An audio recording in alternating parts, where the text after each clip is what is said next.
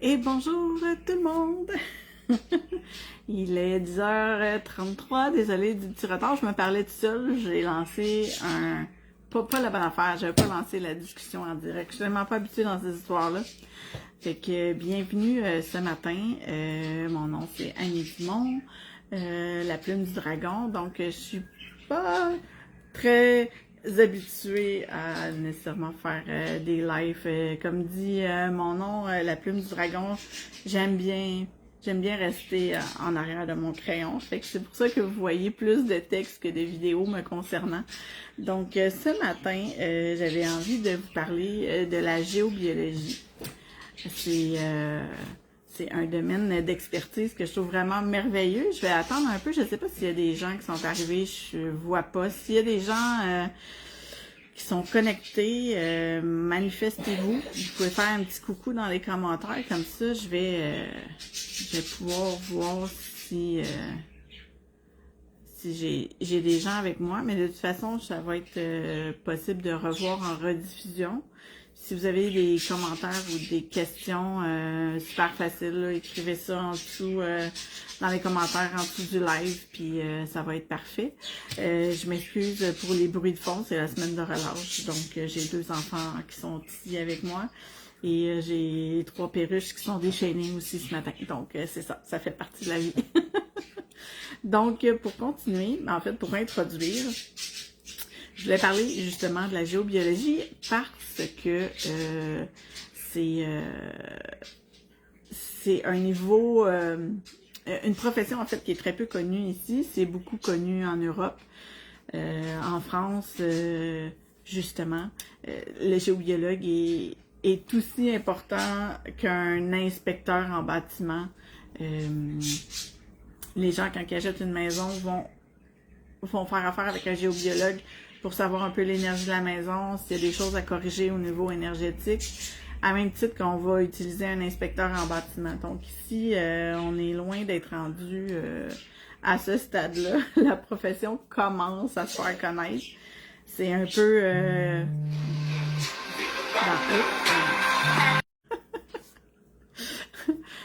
donc c'est ça, je disais, c'est peu connu, fait que les gens ils en entendent pas parler puis ils savent pas qu'ils peuvent faire affaire avec un géobiologue. Le géobiologue, en fait, son rôle, c'est de s'occuper de l'espace vital, de l'habitat des gens, autant que ce soit votre espace de travail, que votre chez vous, que même concernant les fermes, avec les animaux de ferme, tout ça. Le géobiologue, son rôle, c'est de s'occuper de cet espace vital-là, qu'on échange, dans le fond, qu'on est en relation avec le ciel et la terre, les énergies cosmiques et les énergies telluriques. Si il y a une désharmonie, on appelle ça un problème géopathogène. Alors, à ce moment-là, c'est là qu'il va y avoir des impacts au niveau de ce qu'on peut ressentir dans notre demeure. Il y a plusieurs points différents qui peuvent impacter. Au début, on parle plus justement des problèmes cosmotelluriques. Donc, comme je disais, j'ai essayé d'attendre. Je pense que j'ai un petit dessin chouette. Je ne sais pas si vous allez pouvoir le voir bien à l'écran. Ici, justement, on a les rayonnements telluriques de la Terre. Puis ici, on a les rayonnements... attends, je vais mettre un autre papier en arrière. Je vais voir. Bon, c'est pas mieux, mais bon. On a les rayonnements du cosmique. Puis quand on a en dessous de la maison, exemple, un courant d'eau qui peut passer, une faille, ça, les failles, c'est associé souvent à 2 sortes de terres, de roches différentes qui vont se croiser. Il peut y avoir comme des cavités dans le sol. Donc, tous ces points-là, des gisements minéraux, plus des pierres plus compactes, des sols différents. Ça fait qu'il peut y avoir des rivières souterraines, il peut y avoir un petit courant d'eau souterrain. Donc, les rayonnements cosmiques et telluriques, quand ils frappent justement un de ces phénomènes-là géologiques, ben, ça crée justement des ondes géopathogènes que le géobiologue va venir harmoniser. Fait qu'il y a ce côté-là qui est comme plus nature. On voit aussi au niveau des nuisances électromagnétiques et puis électriques. C'est une grosse problématique parce que je ne sais pas s'il y en a parmi vous qui sont hypersensibles à ces rayonnements-là, le Wi-Fi ou les gros pylônes électriques, où ça peut avoir un effet très néfaste sur la santé des gens. Ça peut même venir modifier jusqu'au cœur de l'ADN, ça vient interférer au niveau neuronal puis endocrinien. Donc, c'est important de pouvoir se protéger à ce niveau-là. Donc, le géobiologue intervient à ce niveau-là. Il y a aussi les influences, les nuisances qui se trouvent dans l'air. Fait que les polluants de l'air, si on a justement les problèmes de moisissure, de radon, des choses qui sont comme plus justement invisibles, mais qui vont avoir un impact quand même sur notre santé. Il y a ce point-là, puis il y a aussi les nuisances invisibles. Fait que tout ce qui a attrait à qu'on appelle autant les égrégores, des entités du bas astral, des objets chargés négativement. Donc, tout ça va rentrer dans cette sphère-là aussi que le géobiologue va venir identifier. Donc, c'est comme les principaux points sur lesquels on travaille. Je m'excuse parce que là, j'ai comme mon chat qui est arrivé. En plus, ça va super bien ce live-là, vraiment. Là. Donc, comment on procède? Super simple. À la base, ben, comment moi je procède personnellement aussi, mais la plupart du temps, c'est assez standard. Les gens me contactent, on parle un peu de la situation, qu'est-ce qui arrive, quel impact il y a au niveau de la famille. Ensuite, moi, en ayant les informations, des photos de la maison, l'adresse de la maison, je me connecte à distance. Puis, à l'aide de la radiesthésie, qui est le pendule, et des abacs construites pour vraiment la géobiologie, je vais me connecter, puis je vais faire un premier screening de c'est quoi les problèmes géopathogènes qui sont dans la résidence. Ça va me donner un premier portrait de ce sur quoi je vais devoir travailler. Fait que ça, c'est le premier point. Fait que cette partie-là prend des fois, 1, 2, 3 heures, dépendamment de la grandeur du bâtiment puis tout ça. Ensuite, je vais me déplacer sur les lieux. Puis c'est là que je vais refaire une petite évaluation selon le portrait que j'avais eu à distance. Ça va me dire exactement quelle pièce, où je dois aller plus porter mon attention dans la maison. Puis après ça, je vais apporter la journée même les correctifs qui doivent être apportés.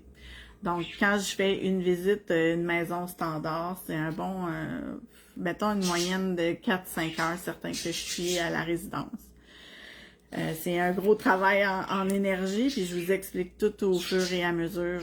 Il y a des gens qui me laissent travailler toute seule, puis il y en a d'autres qui me suivent parce qu'ils sont curieux de savoir comment ça se passe, puis qu'est-ce que je fais, puis qu'est-ce qu'eux aussi doivent faire de leur côté. Donc, c'est ça. C'est un bon 4-5 heures facile. Après, je prends tout en note, les mesures que je prends sur place, parce que je prends les taux vibratoires des pièces.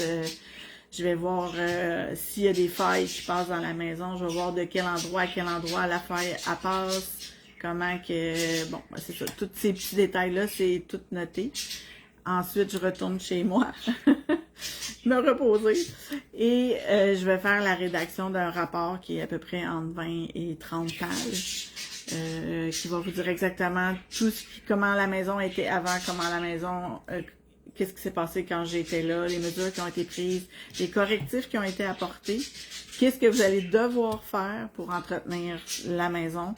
Et puis, je retourne porter le rapport peut-être un mois après et je fais un autre petit tour de piste pour réévaluer comment que la maison se comporte, si les correctifs apportés ont porté fruit, s'il y a des choses qui ont se sont déplacées, si on veut, je vais refaire les correctifs.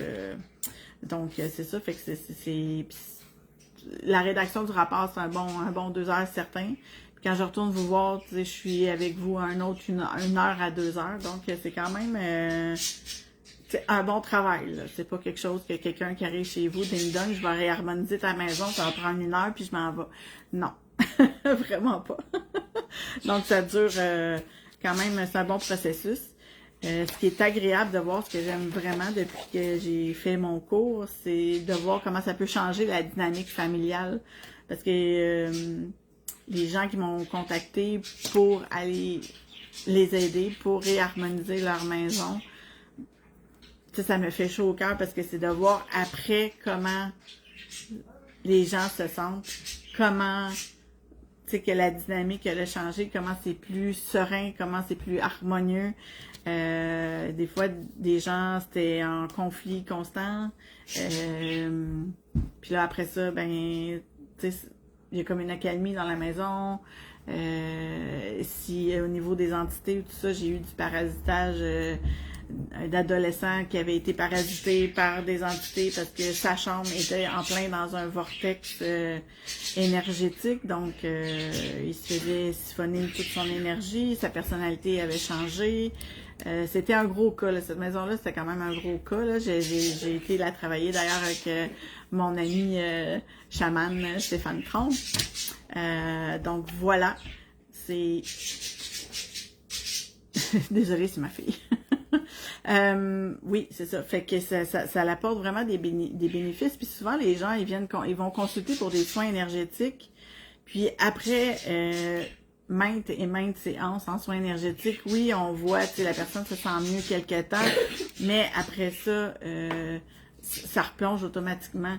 Puis là, c'est de savoir c'est quoi les raisons. Puis quand on a épuisé les raisons du comment, du pourquoi, de comment je me sens pas bien, ben là, il faudrait peut-être porter attention puis s'interroger sur le fait que c'est peut-être la maison en question qui est la problématique.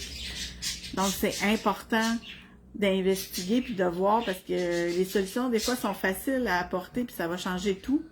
Mais quand on est drainé puis que ça revient tout le temps puis que, dans le fond, notre résidence, on est toujours là. Donc, la majeure partie du temps, c'est soit ça ou le travail.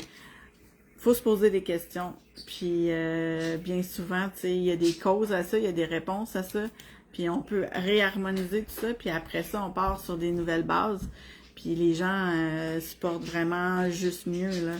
J'ai même fait un centre de santé où je travaille qui avait un bon background, on s'entend, énergétique. Parce qu'avant de devenir la fonction qui est actuellement, c'était un lieu qui servait pour la psychologie, mais la psychiatrie aussi. Donc, on s'entend que c'est un égrégore qui est très lourd. Il s'est passé des choses très lourdes là-bas. Donc, puis c'est près d'un cimetière aussi. Donc, ça avait un impact à plein de niveaux. Puis on le ressentait à l'intérieur des lieux.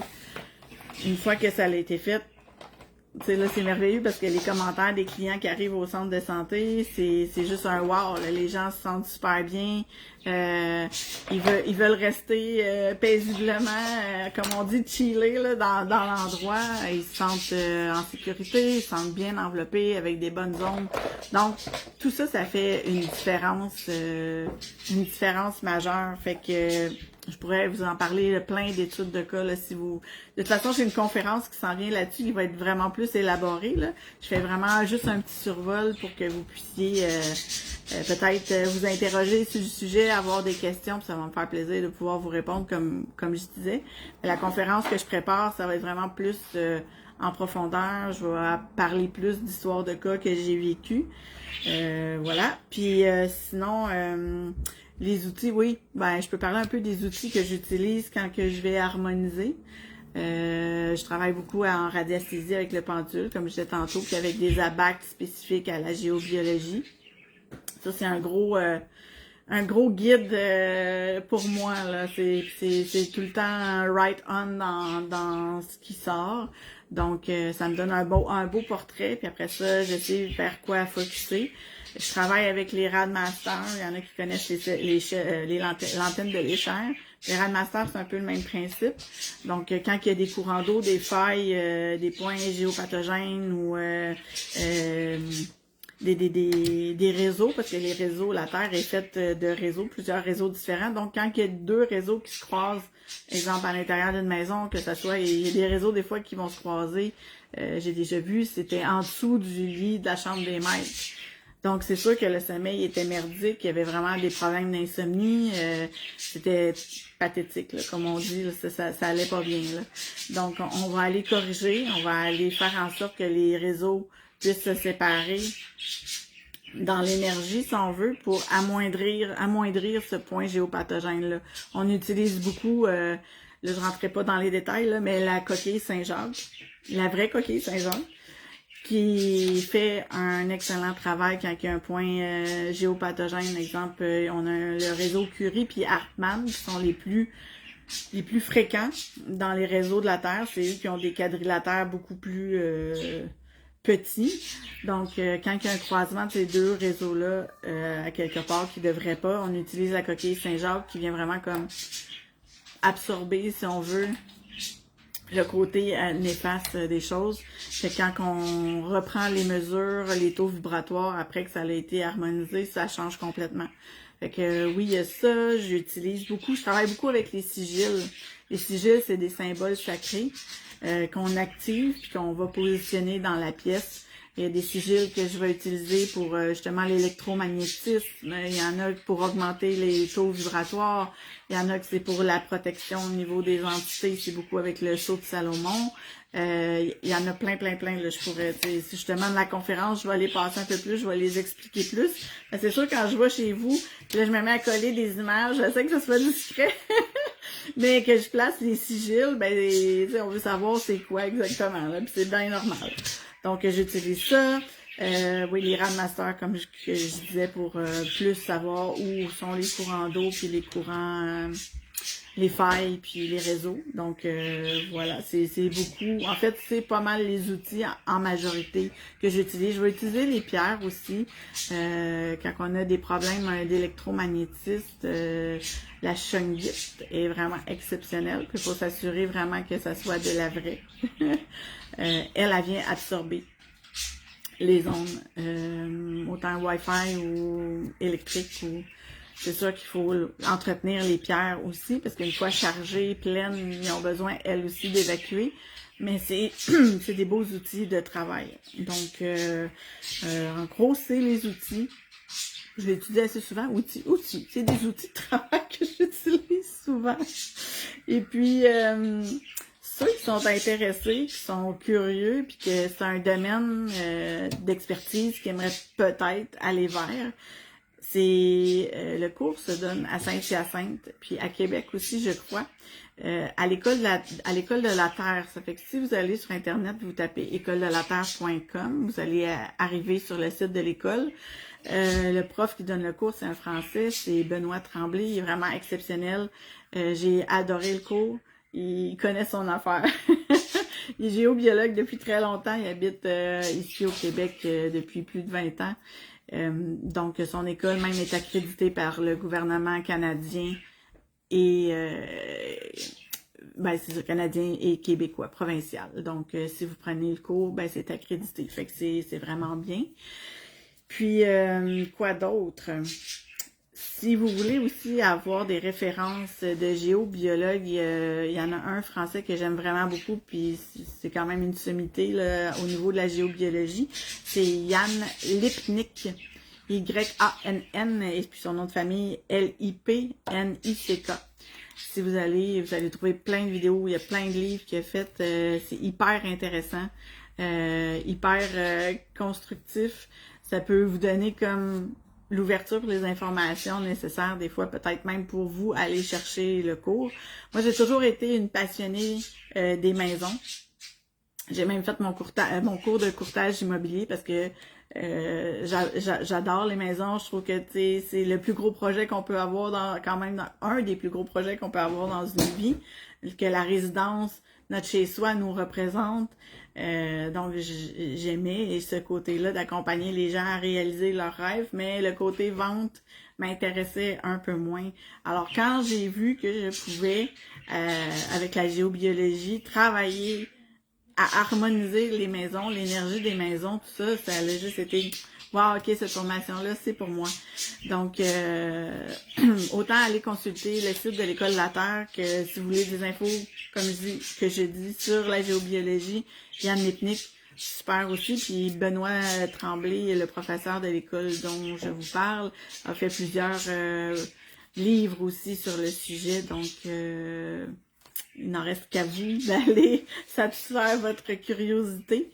Ouais, ben c'est ça. J'ai fait un peu le tour rapide de ce petit live-là que je voulais qu'il contienne les informations, un peu qu'est-ce que c'est la géobiologie.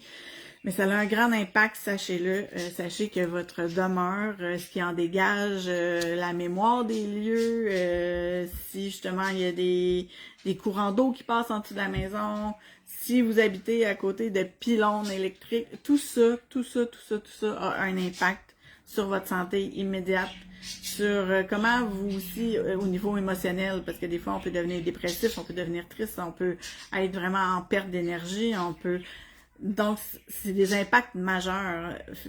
Ça vaut la peine, même pour construire, là, je continue ma formation en géobiologie pour la quintessence des lieux, pour savoir comment positionner exactement une maison sur un terrain pour que la construction soit optimale.